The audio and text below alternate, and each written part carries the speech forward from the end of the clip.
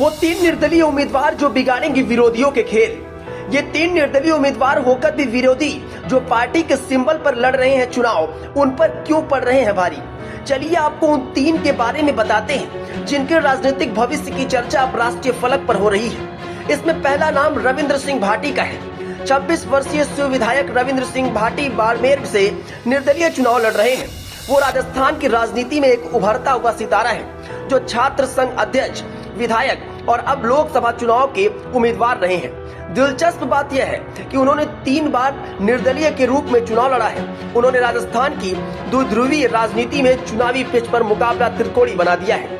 चुनाव प्रचार के दौरान उनके रोड शो और रैलियों में उमड़ती हुई भीड़ को देखते हुए भाटी केंद्रीय मंत्री और बाड़मेर के भाजपा सांसद कैलाश चौधरी के लिए एक बड़ी चुनौती बन गई है। मुकाबले में तीसरा कोण कांग्रेस उम्मीदवार उम्मेद राम है जो हाल ही में राष्ट्रीय लोकतांत्रिक पार्टी से कांग्रेस में शामिल हुए हैं। अब सवाल ये उठता है कि राजस्थान के जाति प्रधान राजनीतिक परिदृश्य में रविंद्र सिंह भाटी एक निर्दलीय उम्मीदवार होते हुए भी कैसे इतने लोकप्रिय हो गए। ये पूछे जाने पर कि क्या निर्दलीय लड़ना मुश्किल है, रविंद्र भाटी ने कहा कि मुश्किल है, लेकिन मैं चुनाव नहीं लड़ रहा हूँ। ये तो बाड़मेर की जनता लड़ रही है और वे इस चुनाव का प्रबंधन कर रहे हैं। अब बात करते हैं पूर्णिया से निर्दलीय उम्मीदवार पप्पू यादव की। बिहार की पूर्णिया, किशनगंज, कटिहार, बांका और भागलपुर सीट पर दूसरे चरण में वोट डाले गए। इसमें सबसे अधिक चर्चा में पूर्णिया सीट रही। पूर्णिया में एनडीए ने जेडीयू के संतोष कुशवाहा पर तीसरी बार दांव लगाया तो इंडिया अलायंस ने आरजेडी की वीमा भारती को मैदान में उतारा। सबसे दिलचस्प राकेश रंजन उर्फ पप्पू यादव की उम्मीदवारी रही। निर्दलीय के रूप में पप्पू ने चुनाव लड़ा। उनकी मैदान में मौजूदगी महज सिंबलिक नहीं बल्कि उन्होंने लड़ाई को त्रिकोणी बना दिया। पप्पू जीते या फिर हारे, पर कई कारणों से पूर्णिया के चुनाव को उन्होंने राष्ट्रीय फलक पर खड़ा कर दिया। पप्पू यादव कांग्रेस के टिकट पर पूर्णिया से चुनाव लड़ना चाहते थे और इसके लिए उन्होंने आनंद फानंद अपनी जन अधिकार पार्टी का विलय भी कांग्रेस में इसी उद्देश्य से किया। पप्पू यादव कहते रहे कि उन्हें राहुल गांधी और प्रियंका गांधी का आशीर्वाद मिल चुका है। नामांकन की घोषित तिथि भी उन्होंने 2 दिन इसलिए टाल दी थी कि कांग्रेस उन्हें अपना उम्मीदवार घोषित कर देगी।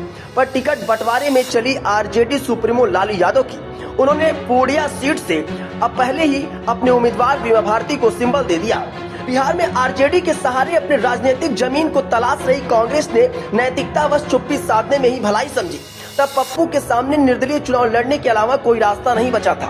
वे पूर्णिया में चुनाव प्रचार का काम इतना बढ़ा चुके थे कि बैकफुट पर आना उनके लिए घातक होता। जब उन्होंने निर्दलीय पर्चा दाखिल कर दिया तो लड़ाई सीधे के बजाय त्रिकोणी हो गई। तीसरी सबसे बड़ी चर्चा पवन सिंह काराकाट से निर्दलीय उम्मीदवार की हो रही है, जिनके रोड शो में गाड़ियों के काफिले लगातार दिखाई दे रहे हैं और इसे देखकर हर कोई दंग रह जा रहा है। पावर कोई कहां से लाए? पावर तो एहिजा से शुरू होला और एहिजा से खत्म होला। राजनीति में आने से पहले अक्सर मंच पर पवन सिंह ये बोला करते थे। पवन सिंह के इस बयान पर विवाद भी खूब हुआ। कहा जाता था कि पवन सिंह केसारी लाल यादव को टारगेट कर पावर वाली बात करते रहे हैं। दरअसल भोजपुरी इंडस्ट्री में लोग पवन सिंह को पावर स्टार कहा करते हैं और यही कारण है कि उनके हर काम में पावर जुड़ जाता है। अब पवन सिंह बिहार के काराकाट सीट से चुनाव लड़ रहे हैं, वो भी निर्दलीय, और ऐसे में लोग पूछ रहे हैं कि पवन सिंह को कहां से पावर मिल रहा है कि एनडीए के साथ साथ महागठबंधन को भी चैलेंज कर रहे हैं। दरअसल पवन सिंह ने 23 अप्रैल को काराकाट लोकसभा क्षेत्र में रोड शो का आयोजन किया। रोड शो में भीड़ देखकर पवन सिंह गदगद हो गए। सोशल मीडिया पर काराकाट के साथ साथ पवन सिंह भी ट्रेंड करने लगे। फैंस के साथ साथ विरोधी भी कहने लगे कि काराकाट में माहौल बदल गया है। अब यहाँ रेस में आगे पवन सिंह हो गए हैं और उपेंद्र कुशवाहा और राजा राम सिंह पावर स्टार से फाइट करेंगे। Bureau report, Hindi network.